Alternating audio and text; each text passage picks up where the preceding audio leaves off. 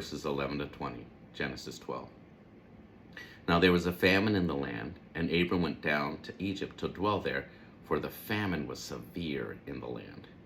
And it came to pass, when he was close to entering Egypt, that he said to Sarai his wife, Indeed, I know that you are a woman of beautiful countenance.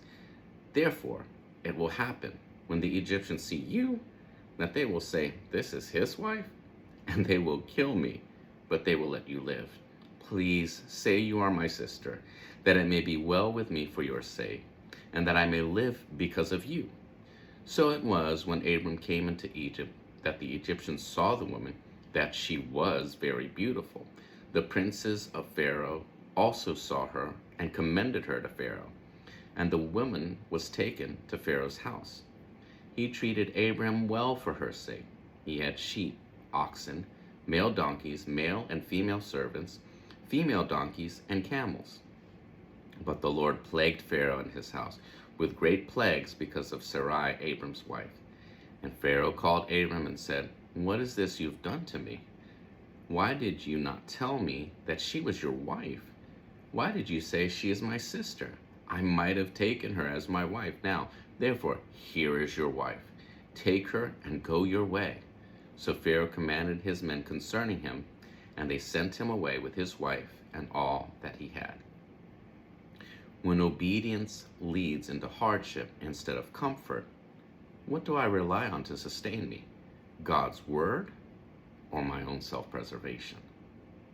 Notice, God led Abram into famine. Obedience took him into scarcity, not abundance. This exposed Abram's deepest struggle, fear. Instead of trusting God's promise to keep Abram in Canaan, Abram relied on his own survival instincts and went to Egypt. This is where obedience becomes costly. Romans 12, 1 and 2 says, I beseech you therefore, brethren, by the mercies of God, that you present your bodies a living sacrifice, holy, acceptable to God, which is your reasonable service. And do not be conformed to this world, but be transformed by the renewing of your mind, that you may prove what is that good and acceptable and perfect will of God. Romans 12, 1 and 2 shows us what God was calling Abram to offer, himself, not just animals on an altar. However, where Abram fails, Jesus prevails.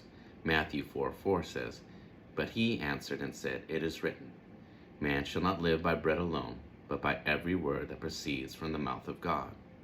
Matthew 4:4 shows the contrast. Jesus chose God's word over bread. Abram chose bread over God's word. The takeaway? Hardship reveals what we truly depend on. God uses famine to expose fear, redirect our trust, and teach us to rely on his word instead of our own strategies. Yet even when Abram failed, God protected him, restored him, and brought him back to the place of worship. As it says in 2 Timothy 2:13, If we are faithless, he remains faithful. He cannot deny himself.